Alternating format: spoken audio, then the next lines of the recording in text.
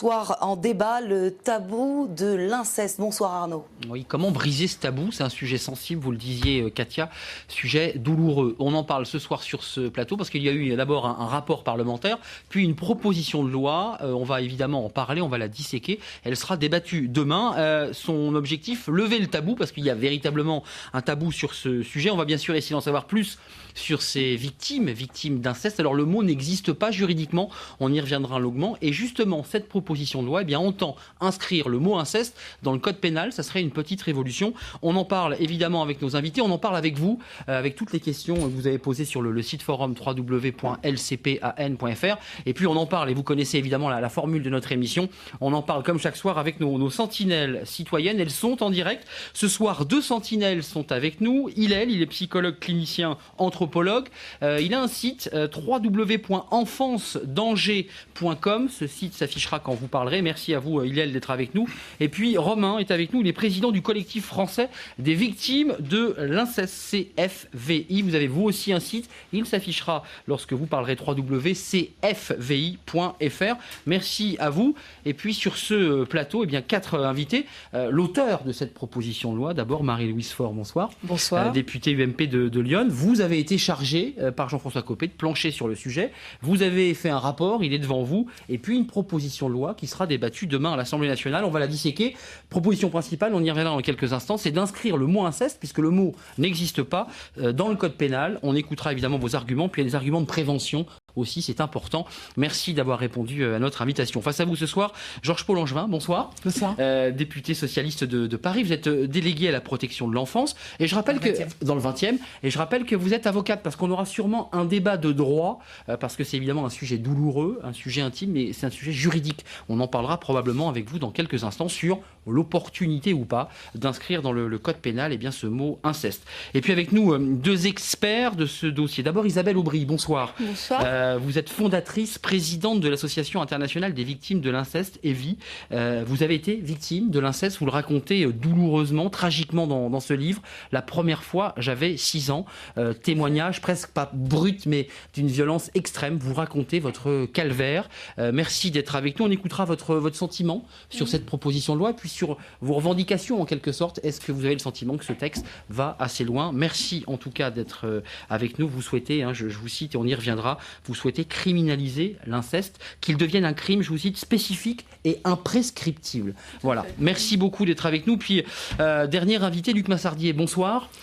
Vous êtes psychiatre praticien hospitalier à Sainte-Anne, consultant par ailleurs en milieu pénitentiaire. Vous avez coécrit justement Question d'inceste, question avec un S, avec Ginette Rimbaud, Patrick Ayoun, ce livre, Odile Jacob, édition. Et puis, vous êtes consultant à la maison Jean Bru, à Agen, qui soigne justement des fillettes victimes de l'inceste. On écoutera justement votre sentiment sur le fait d'inscrire ou pas ce mot inceste. Faut-il maintenir les choses en l'état ou faut-il les modifier? Et puis on écoutera votre expérience de praticien. Merci à vous 4. D'abord, faisons un état des lieux à travers votre travail, à travers votre proposition de loi. Que contient-elle? Quelles sont les propositions exactes? État des lieux de l'inceste, qui n'est pas un mot juridique puisqu'il n'existe pas aux yeux de la loi. Explication avec Julien Jacquet. Près de 2 millions de personnes victimes de l'inceste en France. C'est le résultat choc d'une enquête réalisée par l'Institut Ipsos et publiée en janvier dernier. Un Français sur 4 a dans son entourage une personne concernée par l'inceste. Cette étude était une première en France où il n'existe aucune mesure chiffrée spécifique à l'inceste. Dans un rapport parlementaire publié également en janvier, la députée Marie-Louise Faure évoque pour sa part le chiffre d'1 million de victimes. Devant ce flou statistique, son texte recommande tout d'abord la création d'une étude générale annuelle. L'objectif, mieux évaluer le nombre de personnes concernées. Marie-Louise Faure recommande aussi la mise en place d'une véritable politique de prévention. Par exemple, le 119, numéro d'appel pour l'enfance en danger, devrait être davantage mis en valeur. Dernière lacune pointée par le rapport, l'absence de notion d'inceste dans le code pénal. Et c'est sans doute cela le plus important. Les parlementaires souhaitent donc inscrire l'inceste en le rangeant dans la catégorie des crimes. En 2005, un rapport de Christian Estrosi sur le même sujet n'avait été suivi d'aucune mesure concrète. D'abord, je voudrais donner la parole à nos 2 sentinelles citoyennes, juste pour prendre un petit peu la température. D'abord, Hillel, peut-être. Qu'est-ce qui vous a poussé à venir chez nous et à parler en direct de ce dossier, en quelques mots? Eh bien, écoutez, quand j'ai pris mes premières fonctions en 1973 à l'Institut Marcel Rivière, j'ai été immédiatement confronté à des cas d'inceste. Et je vivais également dans un village où 3 cas d'inceste étaient connus et j'ai toujours été choqué du silence qui entourait ces problèmes. Depuis tout au long de mon exercice, je n'ai jamais cessé de rencontrer ces cas et c'est la raison de ma présence ici aujourd'hui. Merci Hillel. Romain, votre histoire à vous, la raison pour laquelle vous vous battez sur ce dossier et la raison pour laquelle vous êtes avec nous ce soir en direct. Alors moi j'ai été victime d'inceste par 3 hommes de ma famille. Je m'occupe d'un collectif qui est le collectif français des victimes de l'inceste. Je m'occupe quotidiennement de victimes et surtout je m'occupe de victimes qui ont déposé plainte et dont l'inceste n'a pas été reconnu lors du jugement.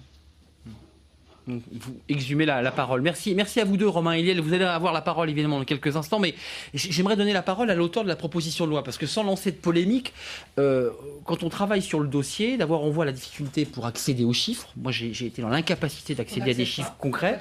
Et puis on découvre qu'il y a eu un rapport, celui de Christian Estrosi, c'était en 2005, que ce rapport faisait des propositions presque similaires aux vôtres et qu'elles ont été mises de côté et qu'on ne les a pas suivies. Vous craignez pour votre proposition de loi, vous dites elles vont terminer aux oubliettes, pour être un petit peu exagéré. Vous avez peur de cela ?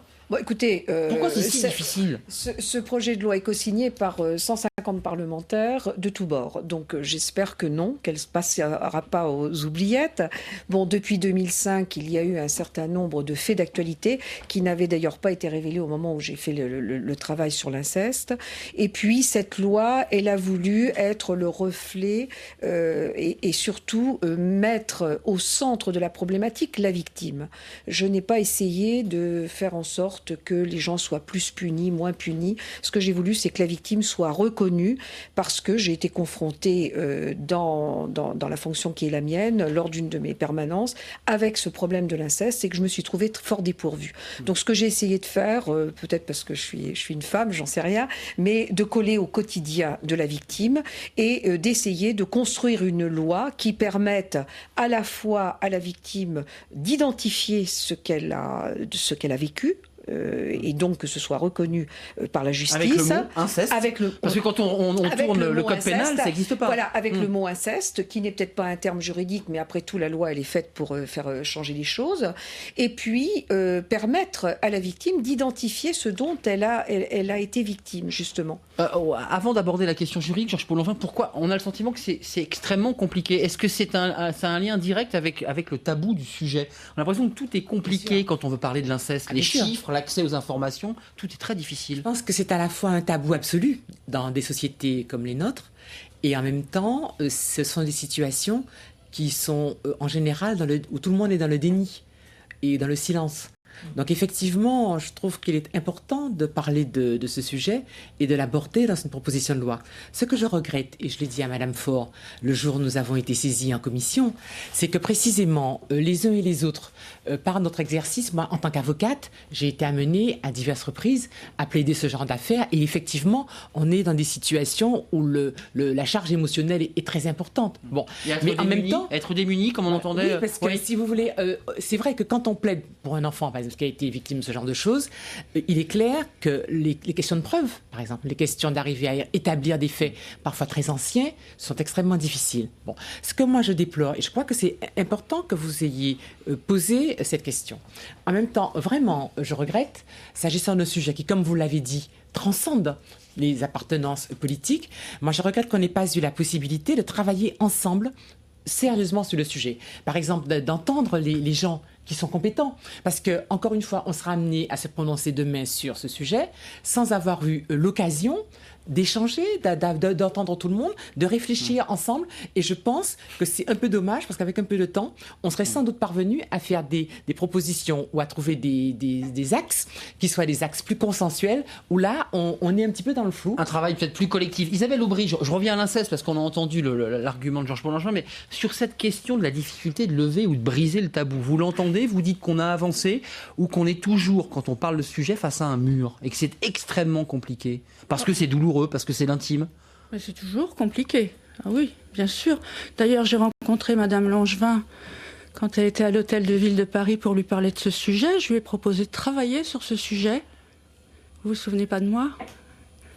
On aurait pu. Je m'occupais des associations Comme de je manière l'ai générale. proposé, comme je l'ai proposé à Madame Faure. Non, je suis venue vous voir pour l'inceste. Oui, mais je ne m'occupais pas spécialement de ça. Mais j'ai vu que vous aviez poursuivi Madame Bachelot, qui vous avait renvoyé à la justice en disant... J'ai poursuivi tout le monde. J'ai eu l'engagement de 2 ministres, de Monsieur Perben, de Monsieur Clément, d'insérer l'inceste dans le code pénal. Lorsque, en 2004, on a écrit à tous les députés, tous les sénateurs, le même jour, on a déposé des courriers avec des chiffres. On n'a eu aucune réponse de la gauche, Madame Langevin. Comme vous ne m'avez pas répondu... J'étais pas parlementaire à l'époque. Comme vous ne m'avez pas répondu pour parler de ce sujet, mais je vous abordais sur la ville de Paris, qui est quand même une grande ville. Donc, je veux dire, il faut aussi se saisir des affaires. Hein. Nous, on est là pour en parler, on est apolitique, on est des victimes, et quand vous voulez, on en parle. Volontiers, mais moi, depuis le 8 avril... Je vais même téléphoner pour avoir un rendez-vous, et je l'attends toujours. Nous avons été saisis le 8 avril. Non, vous prendrez vos agendas. Vous prendrez vos agendas à la fin de l'émission. En parler le 30, c'est quand même dommage. Non, attendez, madame, je voudrais simplement préciser qu'il y a eu une mission qui a été mise sur le site de l'Assemblée, une mission sur l'inceste, que ce rapport... Attendez, ce rapport, une mission de mon groupe parlementaire. Non, mais attendez. Moi, je m'intéresse, Madame Polorgevin, je m'intéresse à ce que vous faites uns et les autres. Et quand ça m'intéresse, éventuellement, je suis prête à signer des avant que des ça ne vienne à l'Assemblée, on ne peut pas savoir. Et certains de vos collègues l'ont d'ailleurs co-signé. Je voudrais dire quand même que ce rapport a été très médiatisé, d'ailleurs à ma grande surprise, quand j'ai rendu les conclusions le 28 janvier. Donc, effectivement, ce texte est venu en discussion à la Commission des lois le 8 avril. Mais le rapport... C'est arrivé à l'Assemblée le 8 avril. Le rapport, Madame Polorgevin, était rendu le 28 janvier. Un tout petit mot dans du Je ne lis praticien. pas tous les sites de mes collègues parce que chacun, sur son site personnel, peut s'intéresser à quelque chose, mais il est clair que on ne peut pas suivre ce que font tous les collègues dans leur activité personnelle. Je suis sûre que c'est très intéressant, mais il se trouve que ça n'est pas au calendrier de la Chambre. Ça n'est pas un reproche. Monsieur le praticien, Luc Massardier, vous dites quoi Vous dites c'est utile cette loi parce que d'abord on en parle, parce qu'on fait des émissions de télé, parce qu'on va libérer la parole peut-être ce soir. Elle fait réellement avancer le dossier, ou vous dites finalement statu quo, ça fera pas avancer grand-chose. Mais c'est bien parce qu'on en parle. Moi, je crois qu'elle est utile, et la question qu'on se pose, c'est est-ce qu'elle va aider les victimes et est-ce qu'elle va aider les professionnels à les aider? C'est ça la question essentielle. Alors, moi, qui ai une loi qui introduise le terme d'inceste dans la loi, ça me paraît important puisque ça resitue le problème. On est dans un problème de santé publique, comme ça fait partie du rôle, je crois, du législateur et de tous les professionnels, de lutter contre l'alcoolisme, de lutter contre l'illettrisme, contre l'exclusion sociale. L'inceste fait partie de ces... Donc utile de l'inscrire dans le code pénal. C'est utile de réfléchir à la façon dont on va traiter l'inceste. Ça, c'est ce qui me semble important. Alors, je ne suis pas juriste. Moi, ce qui m'intéresse, c'est effectivement, est-ce que ça va nous aider? Est-ce que ça va aider les jeunes filles? Utile à la victime, oui. Utile à la victime, mais utile aussi, bien entendu, aux professionnels. Puisque si on laisse une victime seule avec ce statut de victime, vous la laissez à son désespoir. Le problème, c'est de l'accompagner, de l'aider à sortir de ce statut pour retrouver un statut de vie de femme ou d'homme libre. On a deux questions. Hillel d'abord et puis Romain ensuite. Je crois que c'est des questions posées à Georges Polorgevin. N'hésitez pas, il y a 3 autres invités. Vous avez le droit de leur poser aussi des questions. D'abord Hillel. Je voudrais faire suite à ce que disait Madame la députée Polorgevin concernant le temps de la discussion et d'autre part le problème des preuves. Ça, c'est quelque chose sur lequel il nous faudrait revenir. Le temps de la discussion, autant que je sache, c'est vrai que le problème de l'inceste est un problème de société et que par conséquent, je suis tout à fait étonné qu'en tant qu'avocate ayant eu à traiter ce genre de problème, elle déplore le manque de temps. Je pense qu'en tant que professionnel aussi bien qu'en tant que parlementaire, je suis tout à fait étonné que vous constatiez maintenant, là, sous peu, que ça vienne en débat. D'accord avec vous pour qu'il y ait un débat large et qui intéresse aussi bien des victimes que des professionnels du droit, que des professionnels de la psychiatrie ou de la psychologie clinique, ok. Mais en attendant, tant mieux, il y a un débat, il est ouvert. Deuxième chose, vous invoquez, et c'est bien votre fonction de juriste là qui intervient, vous invoquez la problématique des preuves. Il est bien évident qu'au bout de 10, 15 ou 20 ans, il n'y a plus de preuves formelles d'une lésion physique. Parce que trop souvent, le législateur, mais aussi le juriste, assimile l'inceste, le crime d'inceste, à du viol, voire à déclasser à des attouchements sexuels. Votre question, Or, il ne s'agit pas de cela. L'inceste est un crime contre la personnalité. C'est un crime dans la constitution de la personnalité. Et 20 ans après, nous avons la possibilité, nous, en tant que psychiatre ou en tant que clinicien, de dire si telle ou telle personne formule des allégations mensongères ou s'il s'agit véritablement de quelque chose qui est fondé sur une vérité. Merci, je reviens Hélène. actuellement du Canada, où je fais depuis 18 mois des investigations dans ce sens, et nous avons les moyens de le faire. Donc la question de la preuve ne se pose pas. Bon, c'était une réponse, c'est pas une question, c'est une réponse à Georges-Paul Langevin. Mais vous répondrez peut-être à la première intervention d'Hilel. Romain, faites plus court, s'il vous plaît, faites une question courte, de manière à ce qu'on puisse faire un tour de table. Et puis j'ai un reportage à montrer. Alors moi, je voudrais revenir sur l'intervention de Madame Paul Langevin. Je suis quand même surpris parce que vous êtes une députée de gauche pro-protection de l'enfance et en même temps, vous dénudez la loi qui va être présentée demain. Donc à partir du moment où vous dénudez la loi, elle ne va plus avoir de sens. Mais vous dévidez, excusez-moi. Quand quelqu'un va porter plainte au commissariat... Là, on vient de vous perdre, et vous êtes dans le noir. On voit Hillel qui fait des signes, mais vous êtes totalement... Alors on va vous retrouver dans un instant parce que la liaison n'est pas bonne. Juste une petite... Je pense qu'il faut, si vous voulez, il faut distinguer, pour les auditeurs, il faut distinguer deux choses. Le fait que les uns et les autres, nous ayons des convictions, des expériences du sujet. Bon. Et le fait qu'un jour, le Parlement, en tant qu'assemblée d'élus, décide de faire un travail juridique pour pouvoir améliorer la loi. Et je pense qu'à partir du moment où, vous avez raison, c'est un sujet important, il me semble qu'on doit prendre le temps de réfléchir on a bien entendu. et de se faire une opinion. Bon, et alors, sur sa question des preuves, ce n'est pas moi simplement qui pose cette question. Vous n'avez qu'à voir toutes les décisions qui sont rendues dans ce type de sujet.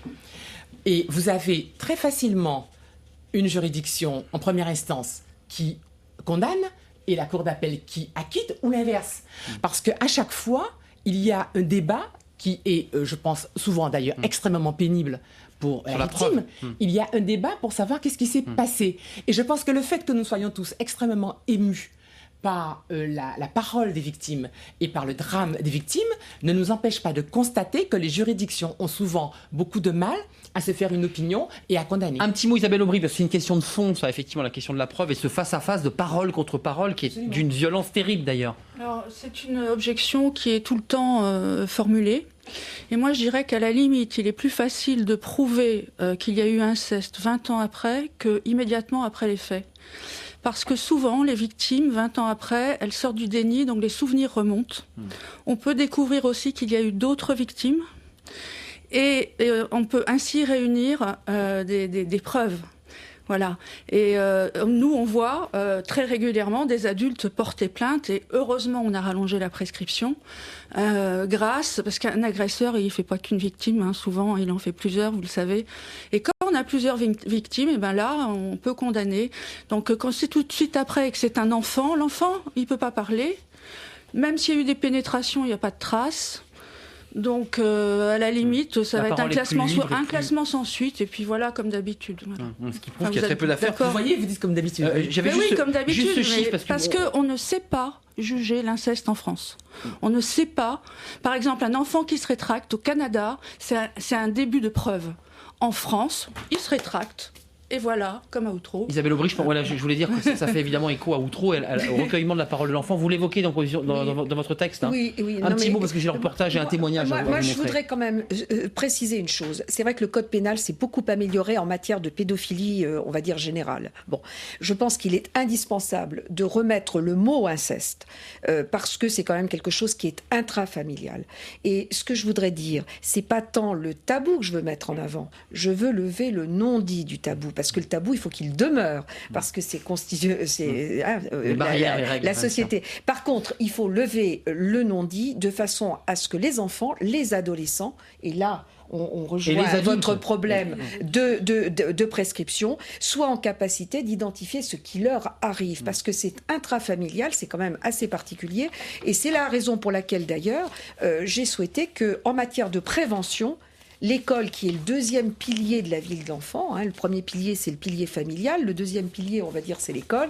Il faut que l'école joue pleinement son rôle de façon à ce qu'un enfant qui est victime de ce genre de pratique chez lui soit en capacité quand même de détecter et de dire. Et j'ai rencontré pas mal de professeurs des écoles qui sont très très démunis devant la question. C'est la raison pour laquelle c'est inscrit dans la prévention. Un petit mot, parce que j'ai un reportage témoignage justement à vous montrer. C'est une personne qui parle librement parce qu'elle est adulte aujourd'hui. Il y a deux choses dans la proposition de loi qui me semble être intéressante. C'est effectivement l'idée qu'on doit mettre un mot sur les choses. Et effectivement en quelque part, il faut trouver le moyen de réintroduire cette notion, ce mot d'inceste dans le code. Je trouve ça assez bien. La deuxième chose qui me semble importante, c'est de dire que la contrainte résulte du fait que c'est un enfant et que donc il n'y a pas de consentement. Donc je pense que ça, ce sont deux points qui sont extrêmement importants. Mais après, pour le reste, il faut qu'on... Il y a un débat chez les praticiens aussi sur cette question de la contrainte ou pas d'ailleurs, parce que c'est une question qui est évoquée, vous l'évoquez dans votre non, livre. Je crois qu'il n'y a pas de débat là-dessus. Je veux dire, la relation sexuelle avec un enfant est interdite et il ne peut pas y avoir de consentement. Non, il n'y a pas de consentement.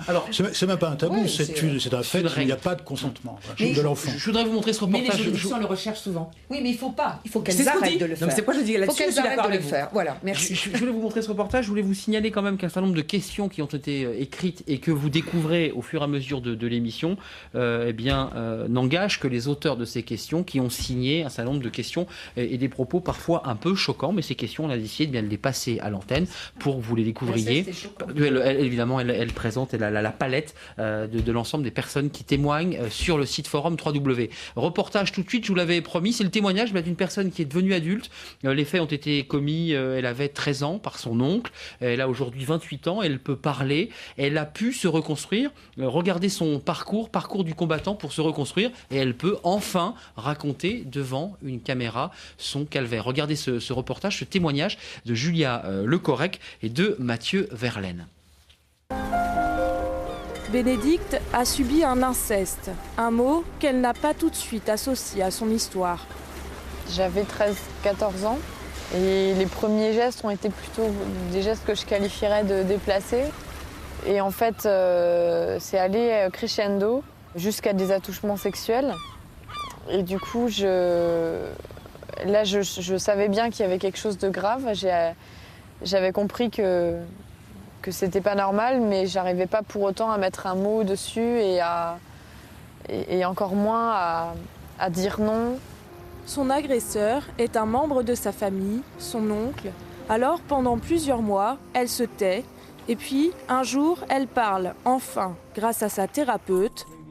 Louis Géel est psychiatre, il connaît bien ces drames, il parle de perversion. L'agresseur, notamment lorsqu'il a des caractéristiques d'un pervers, est quelqu'un qui peut être très doux et qui a pu commettre des agressions avec une certaine douceur, qui a conduit à avoir la confiance de la victime et qui a fait ces actes violents, mais violents avec douceur. Donc c'est une position extrêmement douloureuse avec aussi une ambivalence. Est-ce que je porte plainte ou pas? Parce que je le hais parce qu'il m'a brutalisé, mais je l'aimais aussi parce que c'est le seul qui m'aimait, quoi. Bénédicte, soutenue par ses parents, décide alors de porter plainte contre son oncle, accusé d'agression sexuelle imposée par un ascendant ou personne ayant autorité, car le terme inceste n'est pas inscrit dans le code pénal. Je sais que le fait de le revoir et le fait de sentir son regard sur moi, c'était difficile. Ouais. Le procès en lui-même, c'était un moment pénible. Ça me fait drôle de revoir ça. Ça m'a apporté juste le fait de savoir que c'était dit et c'était plus secret. Ça sortait du secret et du coup ça sortait j'avais pu à le porter sur mes épaules et dans mon corps. Un détachement grâce au verdict, 3 ans de prison dont 2 avec sursis, mais c'est surtout la reconnaissance de la culpabilité de son agresseur qui va lui permettre de réapprendre à vivre. Moi, je considère que je suis guérie tout simplement parce que je vis très bien ma vie sexuelle, je vis très bien ma vie de femme, j'ai des choses à apprendre tous les jours. Mais comme tout un chacun, comme des personnes qui ont eu un accident de voiture, de vélo, un d'accident divers, je pense que chaque obstacle qu'on peut rencontrer dans notre vie peut nous enseigner des choses à condition qu'on veuille bien le regarder et le regarder d'une manière qui fasse avancer les choses. Aujourd'hui, Bénédicte a des projets plein la tête. Elle a réussi à en parler. Ce n'est pas toujours le cas. L'inceste reste trop souvent un secret de famille. C'est briser le secret. Je vous ai vu regarder ce reportage avec intérêt, Luc Massardier, parce que c'est quoi? C'est le bon exemple d'une reconstruction, d'une mise à distance. Il y a eu un procès, une victime un acteur identifié, crime identifié. On peut mettre à distance la douleur, le crime. Oui, absolument. Je crois que la reconnaissance que demandent les jeunes filles, ou toutes les victimes, en fait, c'est de pouvoir dire, d'abord c'est un problème individuel de dire ce qui est arrivé, ce qui est déjà le plus difficile. Après, c'est l'accueil qui est fait par la famille, c'est d'être cru. Et bien souvent, on voit des familles qui sont malheureusement dans le déni du drame qui s'est passé. Et puis après, ça devient un problème social, c'est le problème de la qualité, de l'humanisation du traitement qui est apporté aux jeunes filles. Et c'est là où il faut rappeler quand même que la loi, si elle réintroduit le terme d'inceste, c'est sans doute une avancée, mais la loi n'est pas un outil thérapeutique. Et il ne faut pas s'illusionner sur la vertu thérapeutique de cette loi, parce que on parle de tabou, je veux dire, dans c'est le début de quelque chose seulement, il faut avancer. Les dizaines et dizaines de milliers de gens qui travaillent dans la protection de l'enfance, qui travaillent dans les associations, je veux dire, pour nous, l'inceste n'est pas tabou. L'enfance maltraitée a tout à fait conscience qu'il y a des familles tuyaux de poil dans lesquelles, malheureusement, il y a de l'inceste. Donc, ça touche tous les milieux, d'ailleurs. Le tabou n'est pas chez les professionnels. Mais est-ce que cette loi va véritablement nous aider à aller plus loin,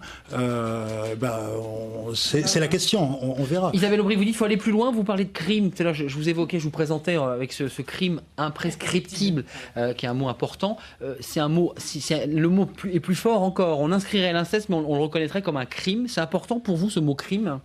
Oui, enfin, moi j'aurais souhaité qu'on puisse aller plus loin, mais je crois que la France n'est pas encore prête à faire comme le Canada, c'est-à-dire à avoir un crime spécifique et ne plus hiérarchiser entre les agressions sexuelles et les viols, parce que d'abord, l'inceste est un crime psychique, premièrement.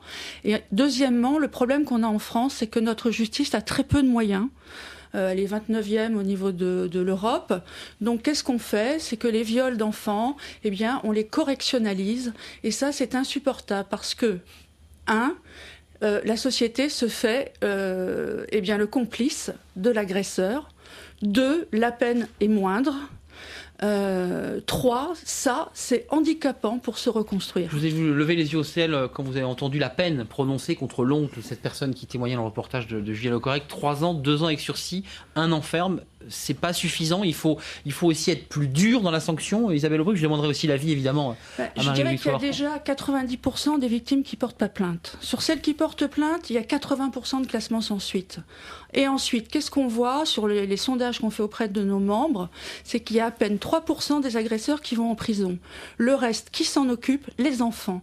Alors moi, ça me révolte, parce qu'on ne protège pas suffisamment nos enfants. Voilà. Vous êtes d'accord avec ces chiffres-là? Parce qu'effectivement, il y a une sorte d'écrémage qui fait qu'au final, on a 1380 affaires condamnées pour agression sexuelle sur mineurs de moins de 15 ans par personne ayant autorité. C'est le terme. C'est les moyens de la justice. Ouais. Oui, alors attendez voir. En dehors de c'est peu par rapport aux 2 millions évoqués dans le sondage Ipsos de personnes victimes. Au final, il y a peu de gens condamnés quand même. Mais on n'ose pas porter plainte. Non, alors voilà. Alors, je crois que expliquez-nous. Si vous voulez, c'est pas tant. Moi, j'ai dit tout à l'heure que je voulais mettre la victime au cœur de la problématique. Moi, j'ai été frappée par les auditions que j'ai faites et les témoignages. C'est par centaines que j'en ai reçus et j'ai pris la peine de les lire. De même que j'ai lu les ouvrages qu'on m'a envoyés. Donc c'est un travail quand même de fond.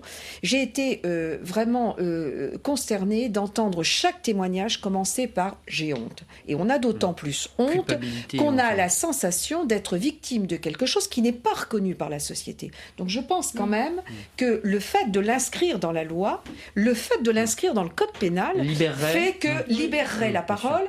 Et pour ce qui concerne les juges, parce que le juge reste... Tout à l'heure, je vous disais, le code pénal a fait beaucoup de progrès dans les dernières années en matière de pédophilie, et il appartient au juge de choisir dans l'arsenal de peines qui existe ce qu'il faut. Donc là, bon, mais l'inceste, à partir du moment où il est inscrit, les peines par rapport aux pays aussi avancés que le nôtre, les peines concernant la pédophilie sont déjà quand même assez importantes par rapport, il faut être logique. Hein. Donc il appartient au juge aussi de faire la part. Mais je ne veux pas lancer l'anathème. Tout à l'heure, vous disiez, les professionnels savent de quoi on parle et n'ont pas le non-dit. Il n'y a pas de secret, Malgré tout, oui. l'institution, elle est le reflet d'une société. C'est normal, puisque c'est la société qui crée l'institution.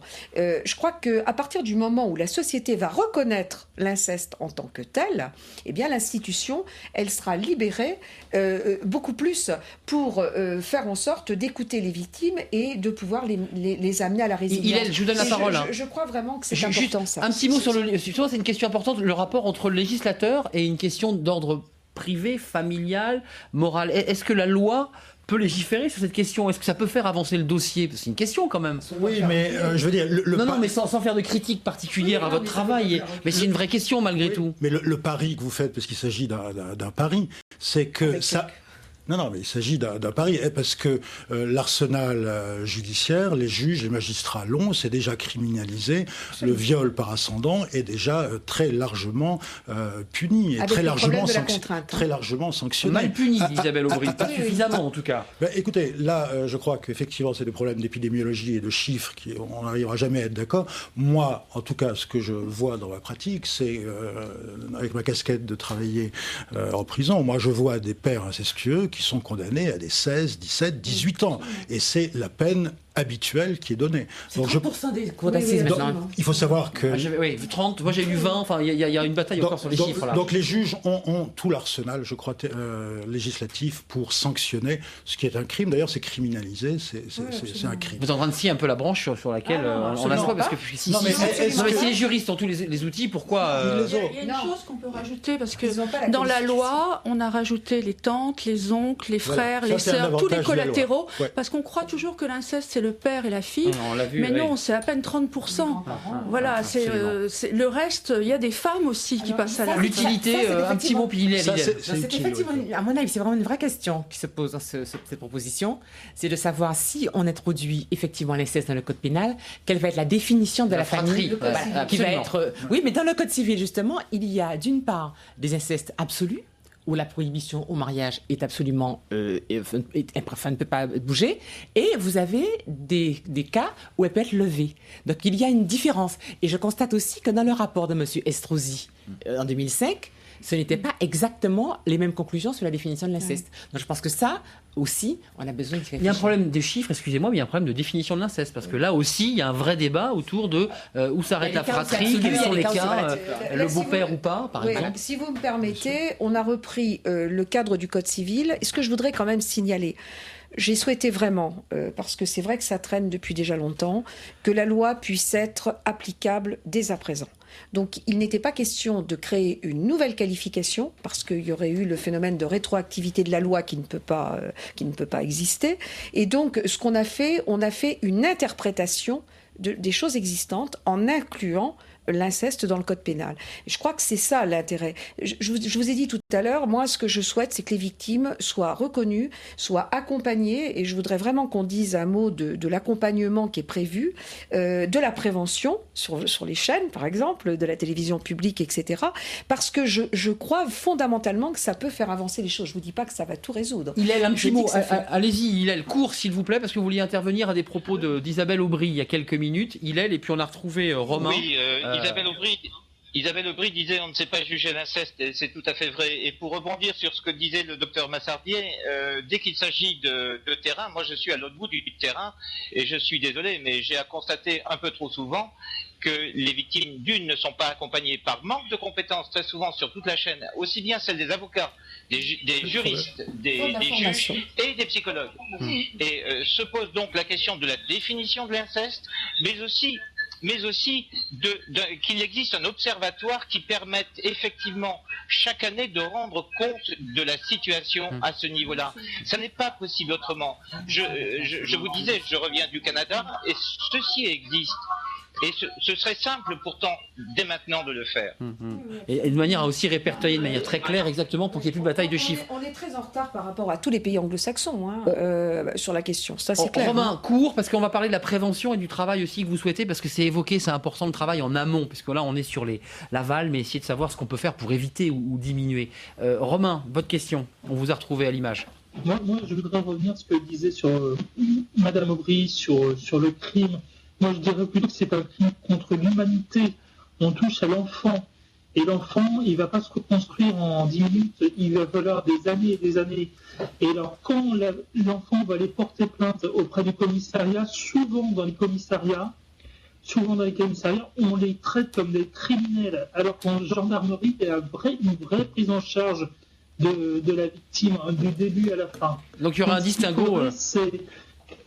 Ce qu'il faudrait, c'est former toute la police, mais aussi bien les gendarmes que les policiers, à la prise en compte de la victime du début à la fin. Et surtout qu'en France, on fasse aussi attention aux victimes. Parce que ce qui est soigné en France, c'est la pédophilie, mais pas de la victime. Bien sûr. Un mot sur la formation, parce qu'on va parler de prévention, mais un mot sur la formation, parce qu'on parle beaucoup de formation. On se souvient d'Outreau, du recueillement de la parole de l'enfant. En un mot, comment vous faites? C'est quoi les propositions concrètes pour améliorer la formation? On forme les gens à quoi? À mieux écouter un enfant, à déceler, à mieux déceler le danger. Il n'y a pas de révolution, mais par exemple, 119, l'enfance maltraitée, je les ai aussi auditionnés. Ils sont tout à fait d'accord pour, dans le cadre de cette loi, mieux former, entre guillemets, ceux qui écoutent pour détecter des situations ou pré-incestueuses ou des situations d'inceste. Il y a des choses qui doivent faire penser et qui soient en capacité de détecter et de très vite venir au secours des enfants. Moi, je suis à peu près certaine que cette formation, y compris dans les écoles d'ailleurs, je souhaite que l'éducation nationale, l'école, soit étroitement impliquée. Menée par les psychologues, excusez-moi d'être concret, parce que c'est quand même pas facile, c'est un sujet extrêmement douloureux et délicat. Si je peux me permettre. Allez-y, permettez-vous. À IVI, notre association reçoit des demandes de professionnels très régulièrement qui sont désemparés devant l'inceste. Toute profession confondue, pédiatre, assistante sociale, avocat, juge, policier, gendarme, on intervient devant des salles entières. Pour dire quoi? Qu'est-ce que c'est l'inceste? Comment on le repère? Quelles sont les conséquences? Comment se mettre à l'écoute et comment orienter? On fait un module de 2 heures et ils repartent et voilà ce qu'on nous demande. Mais c'est pas suffisant. Il faut une formation initiale, il faut une formation continue. Ça, c'est qu'un début. La formation, c'est important. On parlait des avocats. C'est difficile, c'est douloureux. Je pense que là où on a un vrai sujet, c'est effectivement la question d'une part de détecter au départage et ensuite de convaincre les gens qu'il faut qu'ils interviennent. Parce que très souvent, on l'a vu avec l'histoire de Madame Gouardot dont vous parlez, les gens savent. Mais les gens ne bougent pas. Et je pense qu'il faut absolument qu'on arrive à expliquer aux gens qu'il faut qu'ils protègent. Non, mais il y a la peur de briser une famille, excusez-moi. Il y a la peur de briser la famille. Tout à fait. Donc je pense que tout ça, si vous voulez, ce sont des choses la formation est importante, mais il y a aussi toute cette espèce d'indifférence de la société qu'il faut arriver à bouger. Par ailleurs, il y a aussi quelque chose qui aurait été intéressant, c'est qu'il y a eu un certain nombre de modifications qui sont intervenues depuis la loi de 98 qu'avait fait passer Elisabeth Guigou. Bon. Et par exemple, il y a ces unités où on écoute les enfants, où on enregistre leurs paroles. Je crois que ça a été déjà un certain progrès. Il y a aussi ce qui avait été prévu pour la prise en charge des délinquants sexuels, puisque les pères, après tout, c'est aussi à ce niveau-là qu'on peut arriver à améliorer la prévention. Et on aurait besoin d'avoir un bilan pour savoir qu'est-ce qui a été mis en place réellement, quels moyens sont donnés à toutes ces structures pour qu'elles puissent faire un travail efficace. Excusez-moi, parce que j'avais une question intéressante. Vous aviez un fan. Allez-y, je dirais la question. Vous avez un fan. Madame Paul-Angevin. Le sondage Ipsos qu'on a fait au mois de janvier révèle que 2 tiers des Français auront une réaction non appropriée devant un mineur qui leur révèle l'inceste. C'est-à-dire que la majorité attendent d'avoir des preuves, donc se prennent pour des juges ou des policiers. Et seulement 30% vont voir les autorités. Faut faire quoi? C'est la loi, une suspicion suffit, appelez le 119. Il n'y a pas besoin de preuves. Mais ça, il faut faire une campagne nationale. Voilà. Attendez, j'ai la question parce que c'est important pour mieux prévenir, guérir et sanctionner. Il faut cette loi Marie-Louise Faure, signée Valentin de Montpellier, et puis surtout ne pas laisser ses enfants dans le milieu familial. Je reviens à la question de la famille quand même. D'où la nomination de l'administrateur ad hoc. La notion de silence. Ça existait aussi déjà l'administrateur. Attendez, le problème, c'est qu'il faut le remettre dans la loi et que ce soit fait. Le praticien, cette question-là, elle est importante. Souvent, le silence est lié au fait qu'on a peur de blesser celui qu'on aime, son père, par exemple, son oncle, parce qu'on a une relation forte avec lui. Le silence, bien sûr, c'est d'abord celui de la victime, qui n'ose pas dire, puisqu'elle est prise dans le piège du secret et qui n'arrive pas à révéler. Et de la honte et de la culpabilité, et qui n'arrive pas à révéler. Donc, effectivement, après, c'est le problème de la famille qui aussi va croire ou ne va pas croire, ou va maintenir le silence. C'est violent et douloureux, et exclure la victime. Et après... Parce que là, ce n'est que le début du parcours du combattant. Après, la victime, elle va être placée. Et là, on se retrouve, vous parlez de formation, évidemment, et on revient sur le service public et le service associatif. Elle va être placée, mais dans quelles conditions va-t-elle être placée ? Alors là, je crois qu'il faut être capable de dire les choses en place, telles qu'elles sont. C'est que souvent, c'est en catastrophe. Souvent, c'est dans des foyers qui ne sont pas du tout préparés. Et il faut savoir, mélange de population. Avec un mélange de population, dans l'urgence, avec l'obligation de trouver immédiatement une solution. Et donc pas adapté. Le problème aussi, c'est que, et moi je ferais un petit peu, enfin j'aurais tendance à penser que ce qui touche les intervenants, ce qui nous touche en tant que soignants ou en tant qu'association ou en tant que législateur, c'est la souffrance. Et moi je pense moi je ne serais pas tout à fait d'accord avec vous pour quantifier la souffrance. Je pense qu'il y a des enfants victimes d'autres traumatismes dont le degré de souffrance est le même. Et je crois que par contre, la spécificité de l'inceste, c'est qu'il y a un impact émotionnel très fort chez les intervenants, qui, très souvent, pour des raisons propres à leur culture et à notre société, se sentent pas, s'ils n'ont pas fait une formation, s'ils ne font pas partie d'une association précise, la bonne distance, ne se sentent pas capables de prendre en charge ces enfants, et ça se traduit quand ces jeunes victimes sont placées dans des foyers traditionnels. Elles ont des troubles du comportement qui sont traditionnels dans ce genre de situation.